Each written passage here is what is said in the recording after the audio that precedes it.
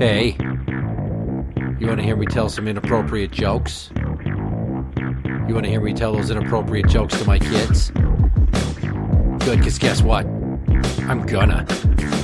It is officially joke time. Hey kids, I'm the Reverend Johnny Blumpkin. And with me here today are my daughters.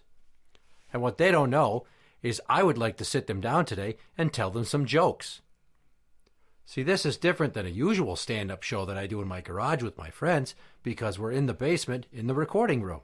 But also, I'm not telling my own jokes, I'm telling other people's jokes and recording their reactions. Doesn't that sound neat? No. You ready to hear some jokes? No. Okay.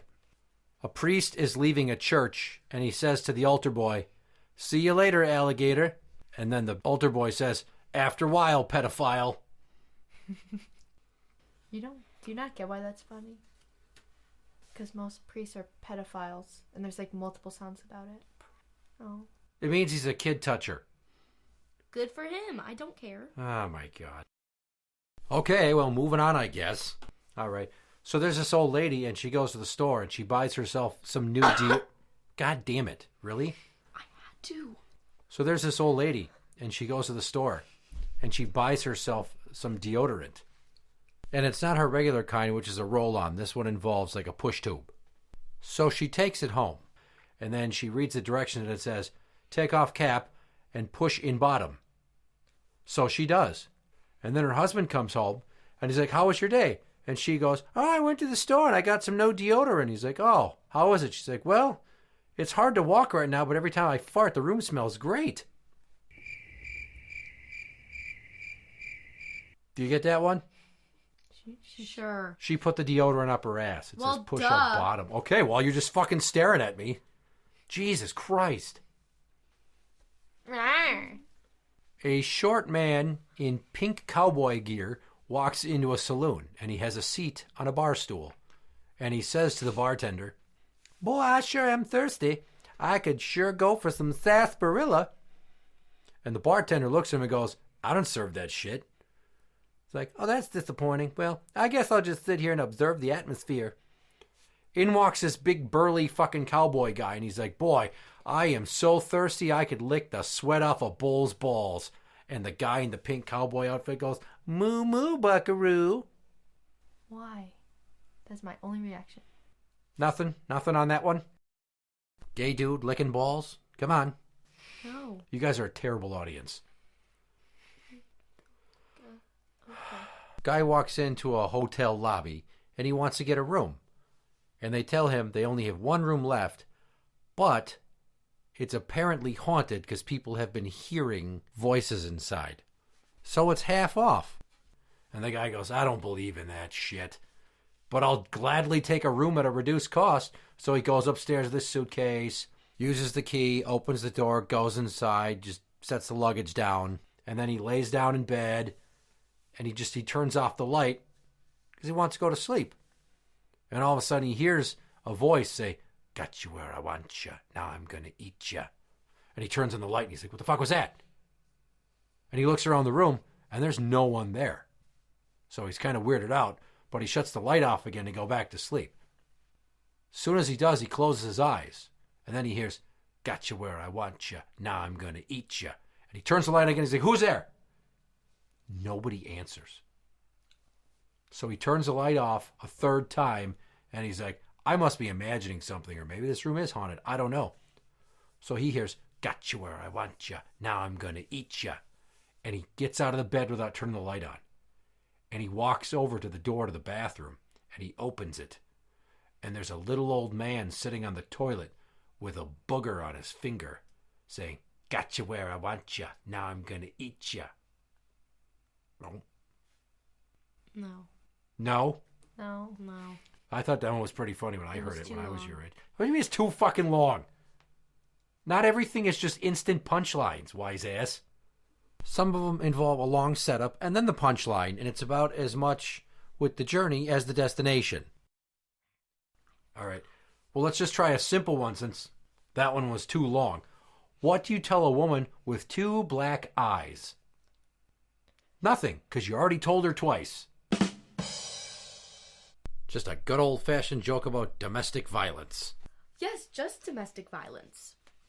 It's funny. It's fucking funny. Oddly specific in quotation marks. Okay, that joke has been funny for like 25 fucking years of my life. Don't you tell me that it's not. In the future. I can't help it if art imitates life. Your mom should learn how to dodge a punch.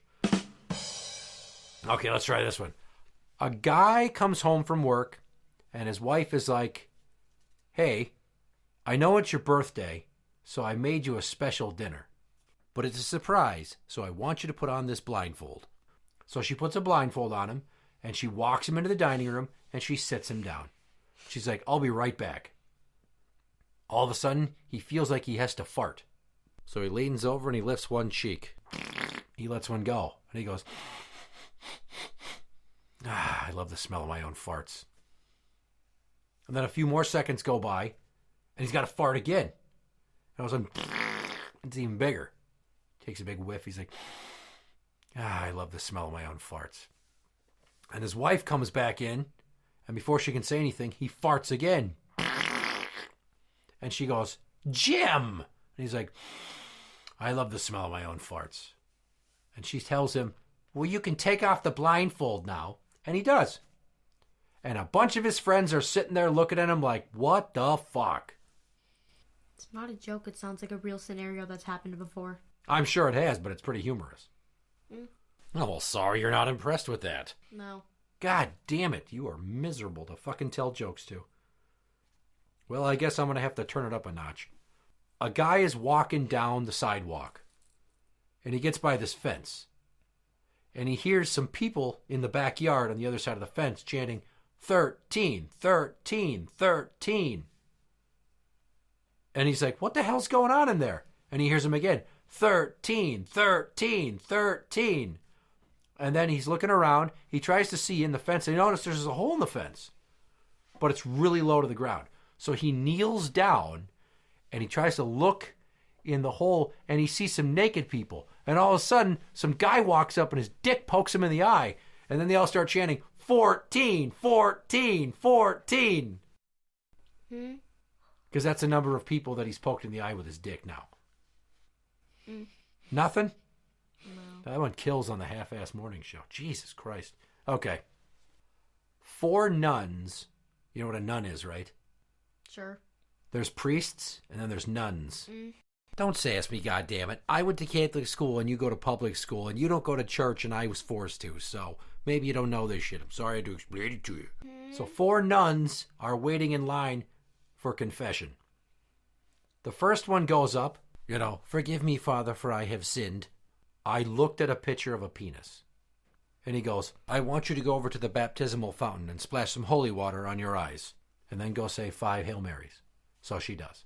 And the second woman comes up, and she's like, Father, I have sinned. I touched a penis with my hand. And he's like, oh, that's not good. I want you to go over to the baptismal fountain and dip your hand in the holy water. And then go say 5 Hail Marys.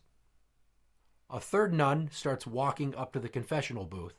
But before she can get there, the fourth nun comes jogging up past her and runs in and goes, if you think that I'm gargling that shit after she gets done washing her ass with it, you're out of your mind. Anything? Like, do you get what's going on there? Duh. But, Jesus, that one was pretty risque. I thought I'd get more of a reaction out of you on that. Fuck. All right, well, here's the last one. And I was questioning whether or not I should tell you this joke. Because it's really fucking dirty. Who cares? I've heard worse. Oh, it's not than this you haven't. A woman goes to the doctor. Oh, God. And she complains to the doctor that her husband is no longer interested in sex. So he gives her some pills. And he goes, take this home tonight and give him one with his supper. And I guarantee you, he will take interest again. So she goes home and she makes his supper and she puts a pill in there and he eats it. And that night, they have sex. Duh. Oh, duh. Okay, mind reader. So the next day, she calls the doctor to say, hey, doctor, I just wanted to let you know you were right. It totally worked. So today, I'm going to give him 2 pills. And he's like, okay, but just be careful. So that night, dinner rolls around. She puts 2 pills in his dinner. He eats it up.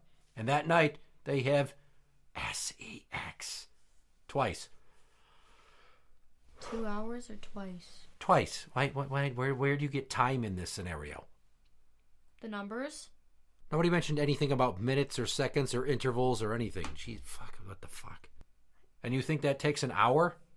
Sure. Well, get ready for a lot of disappointment. So the next morning, she calls the doctor to tell him it worked. So tonight, I'm going to give him 4 pills. He's like, hang on. I want you to be sure you know what you're doing.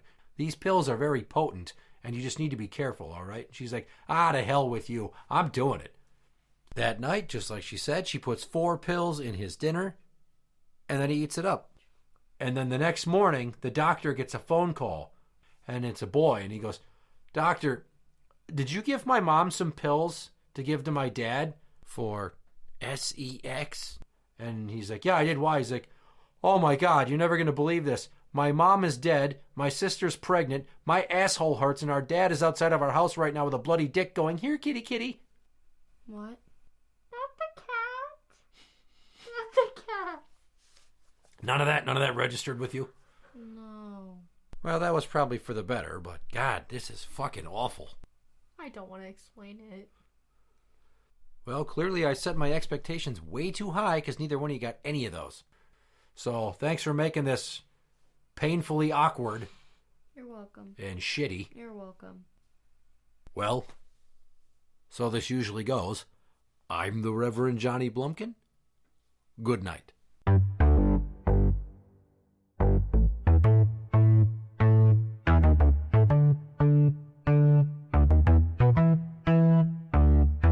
The internet has spoiled comedy for you, and having me for a dad with these finely tuned chops, apparently you just can't handle regular old jokes. These are the types of things we used to tell each other on the school bus, and then the teachers would find out and we get in trouble for this shit.